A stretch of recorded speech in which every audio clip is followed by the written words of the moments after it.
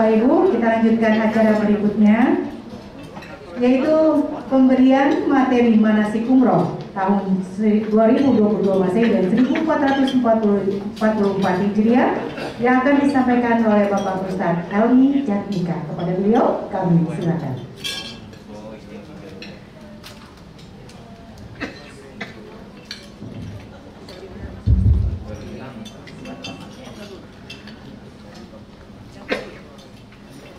Assalamualaikum warahmatullahi wabarakatuh. Bismillahirrahmanirrahim. Alhamdulillahi rabbil alamin. Assalatu wassalamu ala ashrafil mursalin Sayyidina wa habibina wa syafi'ina wa maulana Muhammadin wa ala alihi wa sahbihi ajma'in. Subhanaka la ilma lana illa ma 'allamtana innaka antal alimul hakim. La haula wa la quwwata illa billahil aliyyil azim. Amma ba'du. Bapak Ibu, mari sama-sama kita baca doa, ikuti setelah saya. Bismillahirrahmanirrahim. Rabbi auzi'ni an ashkura ni'mataka allati an'amta alayya wa ala walidayya wa an a'mala salihan tardahu wa adkhilni birahmatika fi ibadika salihin. Labbaik Allahumma labbaik, labbaik la syarika laka labbaik, innal hamda wan ni'mata laka wal mulk la syarika lak. Hadratul afadil wal muhtaramin, para asatidz yang sama-sama kita hormati, Al-Mukarram Al-Ustadz Dr. Azami, Al-Mukarram Al-Ustadz Zainul Mustaqim, Al-Mukarram Al-Ustadz Abdul Khalid, Ibu Hajah Jumiyati Sundose yang sama-sama kita hormati, bapak-bapak, ibu-ibu, calon tamu Allah yang semoga mendapatkan kucuran ridho dan rahmat Allah Subhanahu wa Ta'ala. Amin. Pertama-tama rasa syukur sama-sama kita panjatkan pada Allah. Dialah Allah Subhanahu wa Ta'ala, Tuhan kita, Zat yang Maha Rahman dan Maha Rahim, Zat yang Maha Pengasih, yang tak pernah pilih kasih, Zat yang Maha Penyayang, yang nikmatnya tak pernah terhilang. Semuanya ini bapak-bapak, ibu-ibu, karena Allah tidak punya anak, Allah pun tidak pernah diperanak. Andaikan Allah punya anak, Pak, atau seandainya Allah punya cucu, Bu, saya yakin 100% sebelum sayang kita, pasti anaknya dulu yang akan disayang. Sebelum ngasih kita, pastilah cucunya dulu yang akan dikasih. Kemarin sore para jamaah rahimahullah, saya ngisi sebuah pengajian di sebuah majlis taklim di daerah Rawamangun. Maaf, kira-kira kalau majlis taklim yang datang kebanyakan ibu-ibu apa bapak-bapak. Ternyata nggak di mana-mana majlis taklim isinya kebanyakan ibu-ibu. Tadi saya cek jam daftar nama peserta umroh besok, ternyata kebanyakan perempuan dibandingin laki-laki. Lihat barisan depan saya, hampir semuanya perempuan. Ibu-ibu, bersyukurlah Bu, ibu jadi perempuan. Bapak-bapak, ketahuilah Pak, perempuan itu makhluk istimewa. Saking istimewanya perempuan, Bu, di Al-Quran ada satu surat namanya surat An-Nisa. Gak ada surat bapak-bapak, Rijal. Saking perlunya perempuan, saking mulianya perempuan, laki-laki oleh Nabi diperintahkan untuk jagain perempuan. Istausu bin nisa ya khairan. Laki-laki Perhatikan tuh perempuan.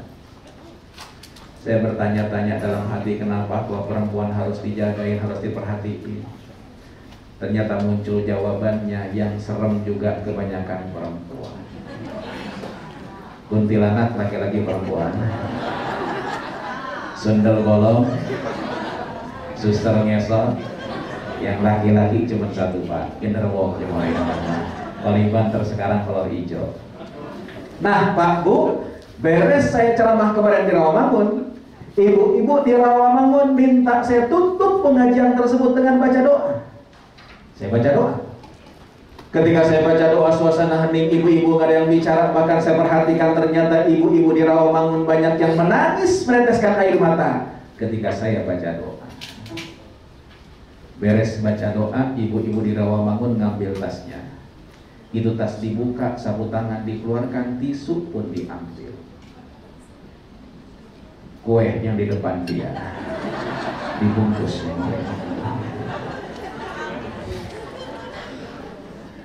Saya tanya langsung ke ibu-ibu, Bu, kenapa itu sisa kue dibungkus dengan tisu dan sapu tangan? Ibu-ibu di Rawamangun jawab, Ustaz, saya bungkus sisa makanan ini bukan untuk saya, tapi untuk anak di rumah, untuk cucu di rumah. Subhanallah.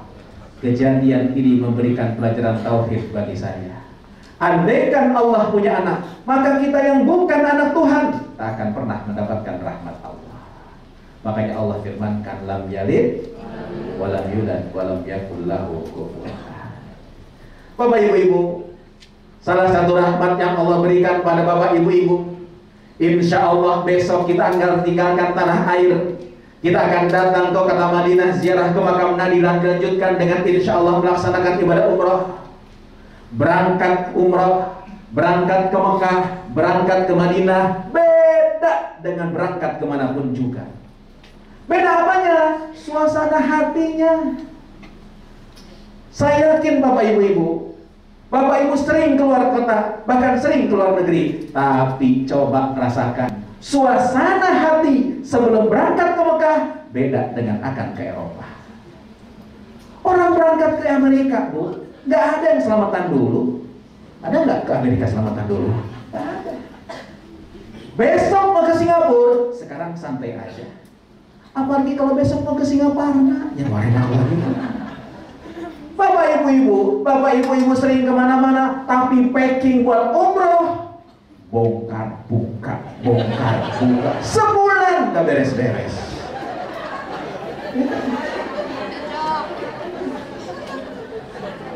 Padahal cuma 1 minggu, 9 hari nyemurin aku. Kenapa kok demikian? Karena berangkat ke Mekah ke Madinah merupakan panggilan rohani. Kuping kita tidak pernah mendengar bagaimana Ibrahim manggil dulu. Bahkan Ibrahim alaihissalam ketika diperintahkan oleh Allah Subhanahu wa taala untuk memanggil manusia, wa idz bawwa'na li Ibrahim makanal baiti alla tusyrik bi syai'a. Allah tempatkan Nabi Ibrahim di kota Mekah. Allah perintahkan Ibrahim untuk memimpin ke seluruh dunia, manggil mereka datang ke Mekah. Saat itu Ibrahim alaihissalam nanya, ya Allah, kaifa unadi, gimana manggil mereka? Sauti lam yablughum, suaraku tak akan pernah sampai ke manusia di seluruh muka bumi ini. Allah katakan pada Nabi Ibrahim, Ibrahim, tugas engkau cuma satu, azin, umumkan. Wa alaina al-balagh, yang menyampaikan panggilan itu kami, kata Nabi, kata Allah Subhanahu wa taala. Panggilan tersebut sampai ke hati kita, sehingga orang yang beriman tak akan pernah bosan untuk datang ke Mekah. Para jamaah rahimahullah, bapak ibu-ibu datang ke Bali sekali, senang, 2 kali, senang, 3 kali mulai bosan, 4 kali, gitu-gitu aja. Tapi saya baru pulang haji sebulan yang lalu, berarti ya. Berangkat lagi sekarang, insya Allah nggak pernah bosan, dan setiap datang ke Mekah punya pengalaman spiritual masing-masing. Karena itu bapak ibu-ibu, urusan fisik sudah dipersiapkan, bahkan koper sudah datang ke sini. Tinggal bagaimana kita munajat dan mempersiapkan hati kita semuanya. Saya anjurkan Bapak Ibu, nanti malam kita sama-sama sholat sunnah hajat. Jam 3, jam 4 kita bangun, tutup sholat malamnya dengan sholat sunnah hajat. Selesai sholat sunnah hajat kita duduk bicara pada Allah Subhanahu wa Ta'ala. Ya Allah, saya Helmi, nanti sore ya Allah ya Rabbana saya akan tinggalkan tanah air Indonesia, datang ke Madinah, sujud bersimpuh nanti di depan Ka'bah ya Allah. Yang mendorong saya datang ke Madinah cinta saya ya Allah. Saya tidak pernah melihat bagaimana wajah Nabi saya. Tangan saya belum pernah berjabatan tangan dengan tangan mulia Rasulullah Sallallahu Alaihi Wasallam ya Allah. Bahkan ya Allah Rabbana saya ditakdirkan lahir jauh dari masa Nabi, jauh dari tempat Rasulullah dilahirkan. Besok pun saya datang ke Madinah tidak melihat Nabi saya, tapi minimal ya Allah Rabbana, perkenankan hamba untuk melihat kubur Nabi hamba Muhammad Sallallahu Alaihi Wasallam. Izinkan hamba untuk bisa sujud di tempat sujudnya Rasulullah Sallallahu Alaihi Wasallam. Bapak Ibu, beres munajat kayak begini, Bapak Ibu datangi anak-anaknya. Jam 4 pagi mereka sedang tidur. Mereka akan kita tinggalkan. Tatap mereka dari ujung rambut sampai ujung kaki. Kunci mulut yang sering berbohong, biarkan hati yang berbicara. Ya Allah, ini anak hamba yang hamba namakan fulan. Ya Allah, anak-anak hamba ini merupakan pelipur hati hamba ya Rabb. Apapun yang mereka minta hamba siapkan ya Allah Rabbana. 9 bulan sebagai ibu kami kandung mereka, berat hampir rasakan, antara hidup dan mati hamba lahirkan mereka. Hamba tidak pernah menyesal dan hamba tidak pernah mengeluh ya Allah. Ya Allah, kami didik anak-anak hamba. Bahkan kadang-kadang kami jewer putra putri hamba. Kami lakukan itu bukan karena amarah hamba ya Allah, tapi hamba khawatir nanti mereka salah langkah ya Allah. Hari ini ya Rabb, hamba pasrah kepada Engkau. Esok hamba akan tinggalkan mereka. Bukan hamba tidak cinta kepada mereka, namun izinkan ya Allah, hamba lebih cinta kepada Engkau. Hamba lebih cinta pada Nabi-Mu dibanding apapun juga yang ada di muka bumi ini, termasuk putra putri hamba. Hamba serahkan mereka pada Engkau ya Allah. Ya Nabi salam alaika, ya Rasul salam alaika, ya Habib salam alaika, salawatullah alaika. Sama-sama.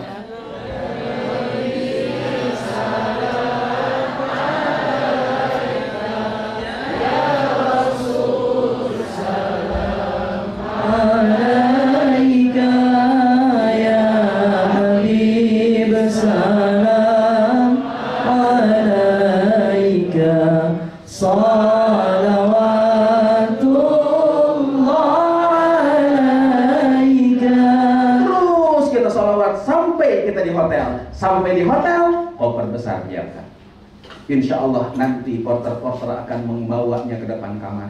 Sedangkan tas cabin, tas kecil mohon selalu dalam perhatian kita semuanya. Para jamaah rahimahullah, yang penting di Madinah tidak lain dan tidak bukan ziarah ke makam Rasulullah SAW. Bapak-bapak, ibu-ibu, tolong persiapkan diri untuk ziarah ke makam Nabi. Bapak-bapak mobil khusus, Bapak ketika nanti akan ziarah ke makam Nabi, akan sholat di Masjid Nabawi, tolong pakai baju yang terbagus. Masa ngedep bos pakai jas, ngadep atasan pakai batik, giliran sholat pakai kaos oblong, ada tulisannya lagi di belakang kopi kapal api. Astagfirullahaladzim. Pakai baju yang terbaik.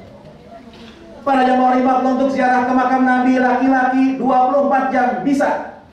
Tapi sekarang jalurnya harus muter Masjid Nabawi. Jadi tidak seperti dulu asal masuk ke ke pintu Bagus Salam, sekarang diputerin. Perempuan tentu tidak bisa, tapi minimal di Masjid Nabawi jamaah rahimahullah kita bisa ucapkan. Kalau bapak bisa ziarah ke makam Nabi, Ibu bisa salam di Masjid Nabawi. Bapak ibu-ibu, salamlah sama Rasulullah. Salamnya bagaimana? Ikuti setelah saya. Bismillahirrahmanirrahim. Assalamu alayka ya Rasulullah. Assalamu alayka ya Habiballah. Assalamu alayka ya Safwatallah. Assalamu alayka ayyuhan nabiyyu wa rahmatullahi wa barakatuh. Assalamu alayna wa ala ibadillah as-salihin. Ashhadu annaka ya Rasulullah jahadta fillahi haqqa jihadihi wa nasah al-ummah wa addaita al-amanah wa ballagta ar-risalah. Allahumma ati sayyidana Muhammadan al-wasilata wal fadilata wa ba'athu maqama mahmuda alladhi wa'adtahu innaka la tukhliful mi'ad. Udah Ustaz, panjang banget, nggak ada yang hafal pasti siapa. Gak usah khawatir Bapak Ibu-ibu. Minimal ibu-ibu sambil duduk di Masjid Nabawi, bapak-bapak sambil jalan ke makam Nabi ucapkan salam. Assalamu alayka ya Rasulullah. Salam ini Bapak Ibu dijawab sama Nabi. Bahkan Nabi katakan, ma min ahadin yusallimu alayya, tidak ada seorang pun yang mengucapkan salam pada diriku, kata Nabi, illa raddallahu ruhi, kecuali Allah kembalikan ruh Nabi ke jasadnya, hatta arudda alaihi salam, sampai menjawab salam kita semuanya. Sahabat nanya, bagaimana kalau engkau sudah meninggal dunia ya Rasulullah? Apakah hancur badan engkau? Kata Nabi, innallaha harrama 'alal ardi an ta'kula ajsadal anbiya. Allah haramkan bagi bumi ini untuk memakan jasad para nabi, atau kama qala Rasulullah SAW. Nabi jawab, sayang kuping kita gak dengar.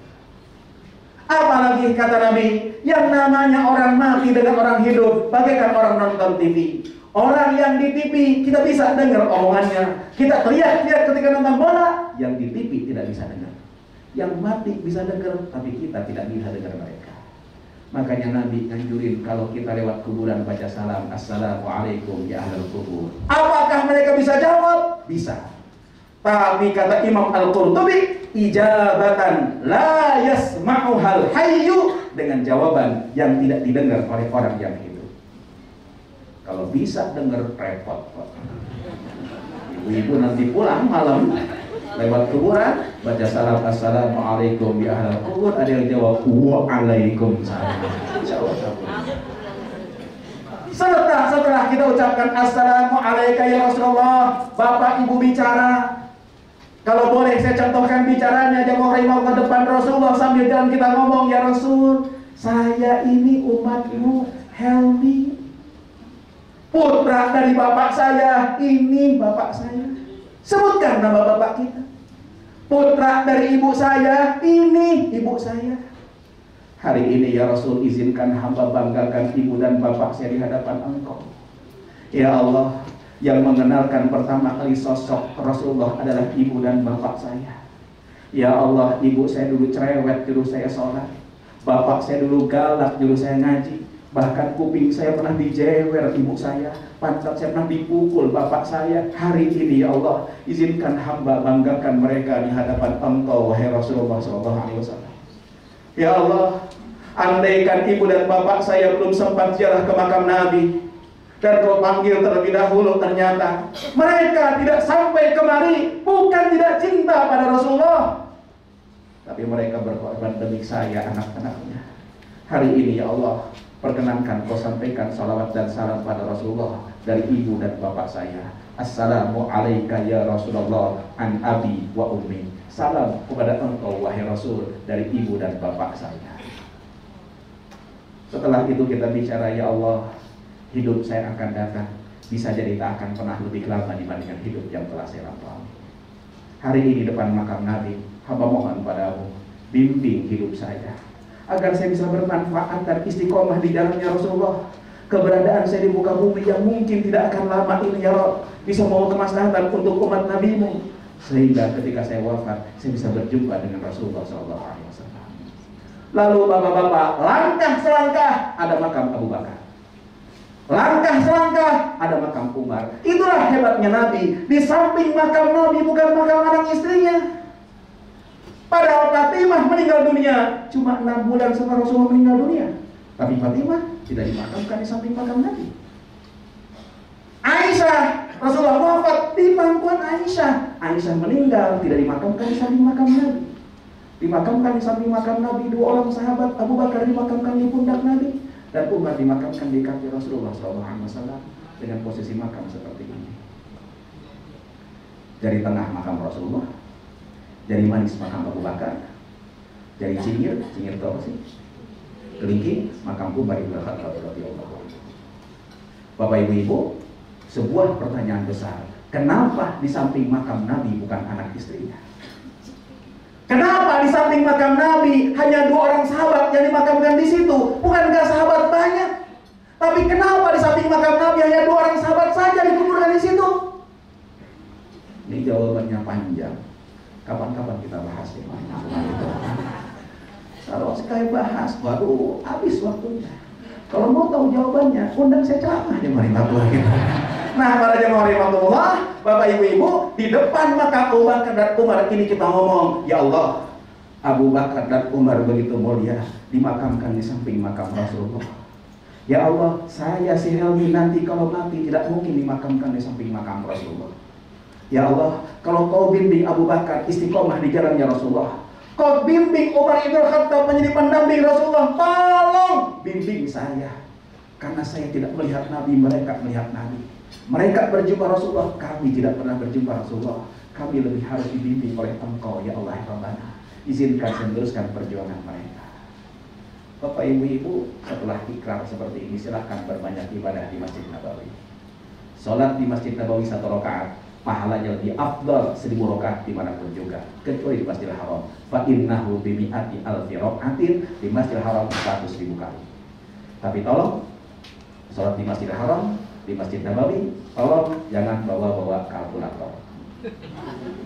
Selesai sholat ngitung pahala Bu.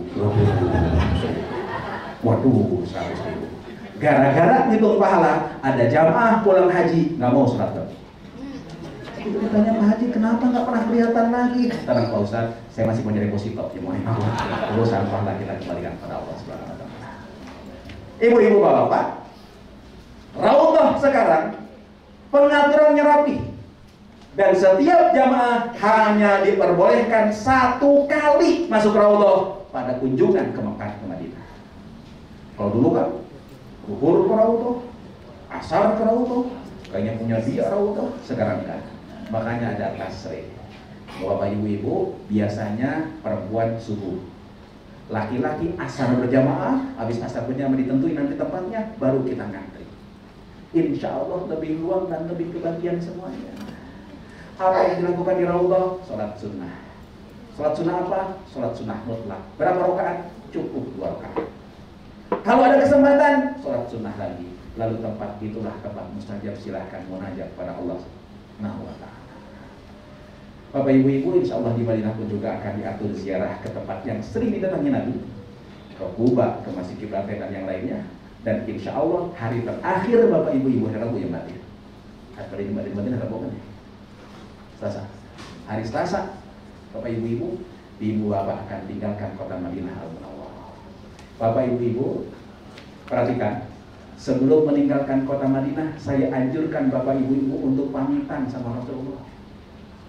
Kalau Bapak Ibu baca kitab Al-Idah fi Manasikil Haji wa Umrah, karangan Imam An-Nawawi Ad-Dimsyaqi rahimahullah mengatakan, sebelum berangkat ke Madinah, tolong pamitan dulu. Kalau saya datang ke rumah ibu, ketemu ibu, pulangnya diem-diem, takutnya disangka maling. Itulah sama Rasulullah pun juga demikian.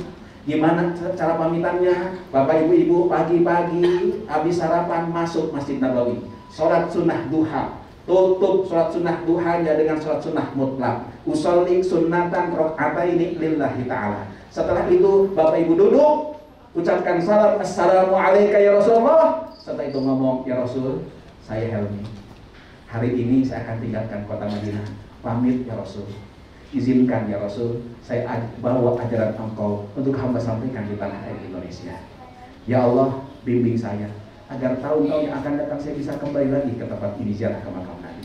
Kalaupun kau tidak takdirkan saya kembali ke Madinah, izinkan ya Allah Rabbana, ketika wafat saya berkumpul dengan Rasulullah SAW. Kembali ke hotel, apa yang dilakukan? Mandi. Kenapa kau mandi? Karena sore siangnya kita akan ihram. Sebelum ihram disunahkan mandi dulu. Dari ujung rambut sampai ujung kaki silahkan bersihkan. Kuku yang panjang potong, kumis yang gak rapi rapikan, jenggot yang berantakan rapikan. Mau pakai wangi-wangian, sewangi-wangian. Pakai baju ihram, sholat zuhur di Masjid Nabawi, sebaiknya jamak takdim dengan asar. Jadi selesai jamaah bangun lagi jamaah riba sholat asar, lalu makan siang, dan insya Allah jam 2 siang kita akan tinggalkan kota Madinah. Seluruh jamaah sudah pakai baju ihram walaupun belum berniat ihram. Termasuk saya anjurkan bapak-bapak sudah tidak pakai daleman. Ibu mah batu. Ayo. Kenapa saya anjurkan begini? Karena kadang-kadang ada di bapak-bapak, Ustaz kan lihatnya di Bir Ali ya nanti ya. Saya pakai daleman nanti aja deh copotnya ya kalau di Bir Ali. Ya udah Pak, nggak apa-apa. Tahu-tahu di Bir Ali lupa. Dia nggak sebes sama saya. Begitu sampai ke Mekah, bis dia berhenti duluan, saya belakangan. Dia turun dari bis, nengok ke belakang, ada saya. Begitu melihat muka saya, dia ingat celana dalamnya.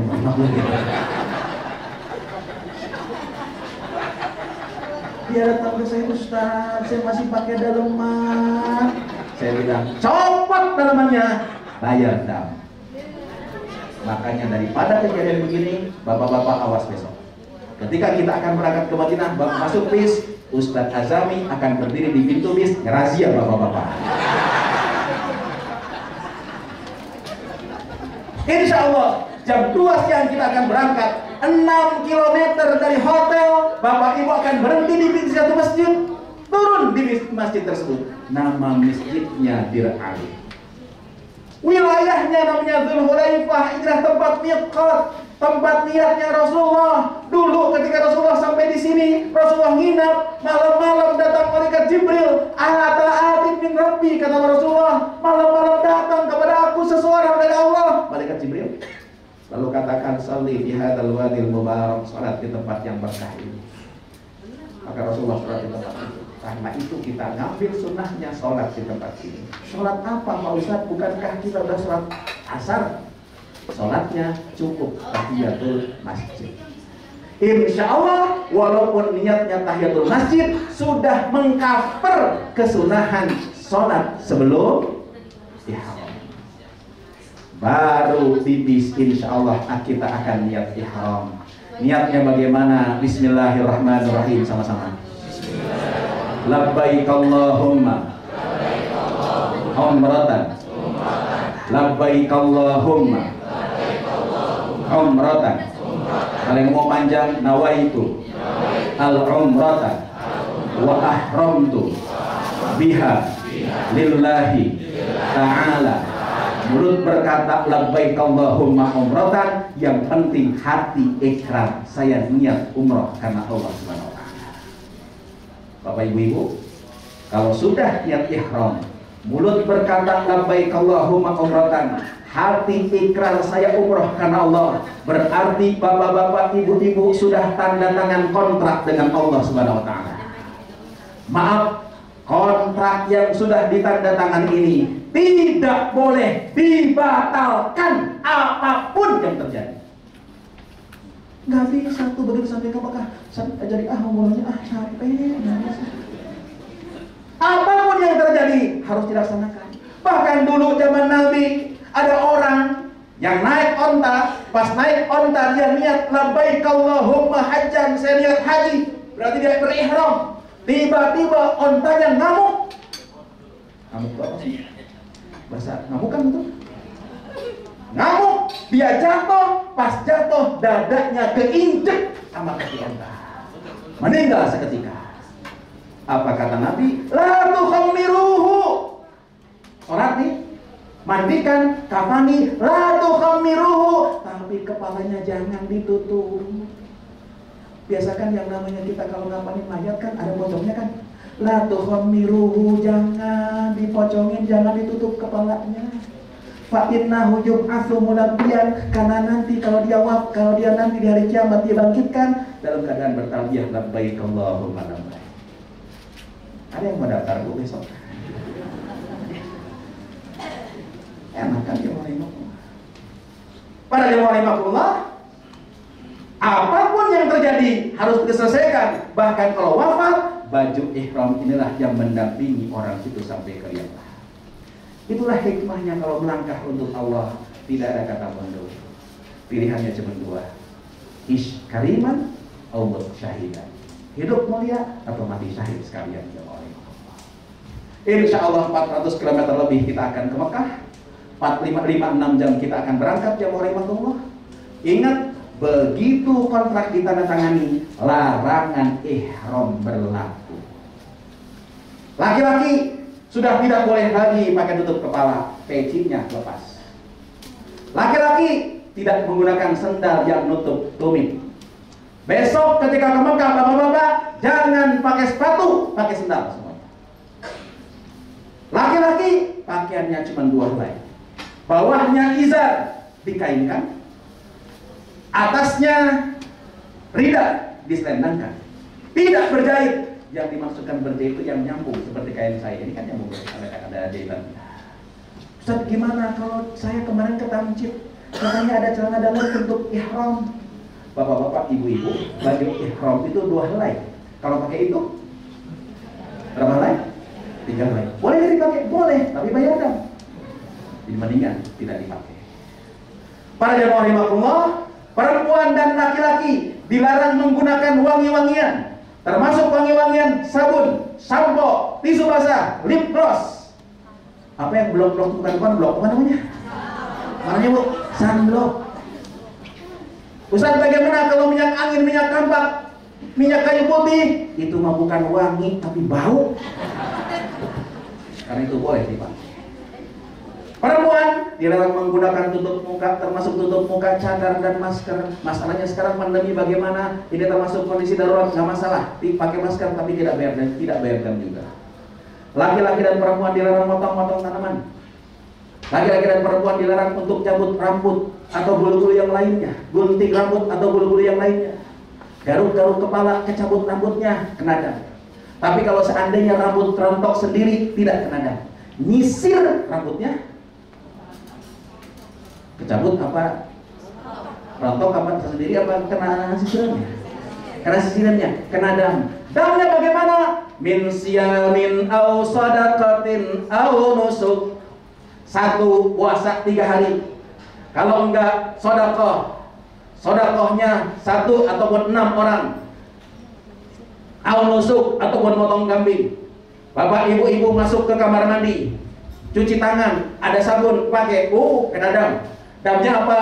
Ngasih sedekah. Berapa? 25 real sekali makan tuh. Standarnya saja. Kita yang ini aja dah. Yang apa namanya? Yang standar kita dah. Masa sih cuma 10 real? 10 real Ustaz, makanan apa Ustaz? Sekarang 25 bapak ibu-ibu biasa makan di Kentucky, di Padang. Kentucky di sini berapa apa namanya? Satu paket berapa satu paket? Ya kan? Di Saudi Arabia 1 paket 30 realan. Wala tayammamul khabitha minhu tunfiquna walastum bi'akhirihi minha. Giliran sodako yang buruk-buruk, giliran makan yang enak-enak. Makanya sodakonya standarnya saya tinggi. Kalau melanggar larangan ihram 25 real. Tiba-tiba mandi sekujur tubuh dikasih sabun, bukan 25 real lagi, tapi 6 orang dikasih. 25 kali 6. Atau motong kuku 1 25 real. Tapi seluruh kuku dipotongin semuanya berapa? 25 kali 6. Rambut 1 kecabut 25 real. 2 25 kali 2. 3 kali 25. 4 ke atas 6 orang kali 25. Makanya jemaah rahimakumullah, mohon maaf dijaga sampai kita selesai melaksanakan ibadah umrah. Perjalanan kita terus ke Mekah, Bapak Ibu-ibu. Insya Allah 6 jam kita sampai di Mekah. Begitu sampai di Mekah, Bapak Ibu akan ke hotel dulu. Hotelnya ada yang di Swiss Makom, ada yang di Movenpick, kita dijelaskan. Para jemaah rahimakumullah, baru kita akan melaksanakan ibadah tawaf. Bapak Ibu, sebelum tawaf MRA memfasilitasi headset. Headset itu alat bantu dengar. Sehingga insya Allah ibu-ibu dan bapak bisa nambah khusyuk, gak usah bawa buku, jeduk-jedukan, jangan makhluk gitu kan. Jadi cukup dengerin headsetnya. Kalau cuma ingat headset ini fasilitas bukan souvenir. Dia kali balikin, jangan dibawa ke Indonesia. Mentang-mentang headset ini dikasih begitu aja, kadang-kadang gak dijaga, dia wudhu disiram lagi. Masya Allah. Tolong jaga ibu bapak. Kalau hilang kena denda, kena dam dari anak, bukan dari apa namanya. Nah, para jamaah rahimakumullah, bapak ibu-ibu, kalau headset sudah nyala, suara Ustadz sudah terdengar, bapak ibu bisa melaksanakan 3 hal. 1, cukup mengaminkan doa Ustadz. 2, matikan headsetnya, doa sendiri, boleh. 3, boleh juga ngikutin doa Ustaz. Allahumma habib ilaina. Tapi tolong kalau ngikutin doa Ustaz hati-hati. Sebelum Ramadan kemarin, sebelum hajian kemarin saya umroh. Karena tertahan 2 tahun jamaahnya semangat-semangat. Jadi ketika saya doa mereka ngikut semuanya. Allahumma habib ilaina. Tiba-tiba ketika putaran kelima jempol kaki saya diinjek orang Turki. Orang Turki tinggi gede, injek jempol kaki saya. Pas keinjek saya ngomong Allahumma aduh. Itu jamaah kompak Allahumma aduh. Saya tanya Pak Haji kenapa doanya pakai aduh? Ustaz kita dengar Ustaz doanya Allahumma aduh. Aduh itu bukan doa, kaki keinjek. Mantapkan hati masuk Masjidil Haram. Begitu Ka'bah kelihatan, kita baca doa. Bismillahirrahmanirrahim. Allahumma zid hadza al-baita ta'ziman wa tashrifan wa zid man 'azzamahu wa syarrafahu mimman hajjahu aw i'tamarahu ta'ziman wa tashrifan wa birra. Tatap Ka'bah. Kalau saya sambil natap Ka'bah ngomong ya Allah terima kasih hari ini ya Rabb, mata hamba yang penuh dosa ini Kau berikan kesempatan untuk natap rumahmu yang suci ya Allah. Ya Allah, tidak terbayang saya bisa sampai ke Mekah. Dulu hidup saya susah, habis nikah saya numpang di mertua, habis itu ngontrak di rumah petak. Ya Allah, nggak kebayang saya punya rezeki. Ternyata Kau berikan kesempatan itu pada hamba ya Allah. Terima kasih ya Allah Rabbana. Ketika saya menatap wajah untuk menatap rumahmu yang suci, terbayang wajah ibu dan bapak saya ya Allah. Hari ini kalau mereka ada pasti mereka bangga pada saya ya Allah Rabbana. Ya Allah, di awal pertama kali saya lihat Ka'bah, izinkan saya munajat untuk kedua orang tua saya. Angkat derajat mereka, masukkan mereka dalam rahmat Engkau ya Allah Rabbana. Setelah itu baru kita mulai tawaf. At-tawaf kas-shalah kata Nabi, tawaf seperti salat. Karena itu salat seperti tawaf atau tawaf seperti salat, maka disyaratkan untuk salat wudu, begitupun juga untuk tawaf harus punya wudu. Cukuplah istilam dari jauh.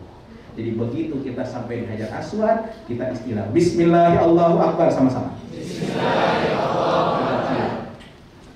Tidak usah kita berhenti ngadap ke Hajar Aswad. Tidak usah dulu kita berhenti dulu, berhenti sedetik di belakang apa namanya? Ketahan, dan juga nggak usah lebay. Bismillahirrahmanirrahim. Lebay. Selama tawaf tidak ada doa yang wajib dibaca. Diam aja sah tawaf tuh. Tapi yang paling dianjurkan baca tasbih subhanallah sama-sama. Subhanallah. Walhamdulillah. Wala ilaha illallah. Allahu akbar. La haula wala quwwata illa billah al-aliyyil azim. 7 putaran kita baca itu sampai di rukun yamani. Sunnah kita baca Rabbana atina fid dunya wa fil akhirati hasanah wa qina adzabannar. Yang pasti sopat tempat mustajab, marwah tempat mustajab. Sopat ke marwah jaraknya 700 ke 400 meter kali 7 2,8 insyaallah kuat. Kalau bapak ibu-ibu tidak kuat, banyak tukang dorong di tempat saya. Tapi yang dorongnya orang Arab. Biasanya kalau yang mendorong orang Arab gak pakai rem. Sofa ke marwah dihitung 1, marwah ke sofa 2, sofa marwah 3, marwah sofa marwah Safa Marwah, 7 berakhir di Marwah, insya Allah. Yang ke-7, silahkan ambil gunting rambut sedikit. Tahallul, beres prosesi umroh. Bapak Ibu kembali ke hotel, ganti baju dan selainnya. Silahkan perbanyak ibadah di Masjidil Haram. Ibadah terbaik di Masjidil Haram ada 3. 1, tawaf, bahkan tahiyatul Masjidil Haram adalah tawaf. 2, sholat kapanpun juga di Masjidil Haram tidak dimakruhkan. Pada subuh boleh sholat, pada asar boleh sholat. 3, natap Ka'bah, pelotot pintu Ka'bah sambil ngomong, ya Allah, ini yang tawaf dari seluruh dunia, warna kulitnya beda-beda, tapi saya perhatikan mukanya nggak ada model kayak saya. Ternyata muka saya tuh limited edition, ya Allah, nggak pernah keluar lagi. Masya Allah, la ilaha illallah. Yang sederhana saja, ya. Ini boleh begini, 1, 2, ya, 3. Boleh seperti pakai sarung, yang penting nyaman. Yang kedua, boleh sama kayak tadi. Itu tuh pada bagian sini. Lapisannya 2. Pilih yang lebih aman. Pilih yang lebih dan lebih nyaman. Yang ketiga, dilebihkan sedikit dari kemari, masukin ke dalam. Pilih yang mana? Terserah. Atau yang mau pakai kayak lempat, no? Kayak lempat, masukin saja kemari. Lilin kemari. Nah, selesai. Yang paling gampang, yang mana? Yang nyaman. Nanti baru ditambah dengan belt. Baik. Kemudian bagian atas. Ya. Ini hati-hati, terutama bagian bawahnya ini menjuntai. Terkadang kalau kita ke kamar mandi ini, ya, bagian bawahnya perlu diperhatikan. Nah, jadi kalau kita mau berangkat, gini saja. Atau tekniknya dimasukin kemari, yang sebelah baru diselempangkan. Nanti ketika kita tahu, maka langsung tinggal keluarkan satu. Nah, kalau bagian kanannya yang dibuka. Sa'i bagaimana Ustaz? Sa'inya ditutup saja. Ya, ini sunnah. Yang penting bagian pusatnya jangan sampai ada kelihatan. Maka nanti kalau saya sarankan, yang penting atas bagian. Bisa dipahami Bapak-bapak semuanya? Bisa dipahami? Oke, nanti kita bisa praktek.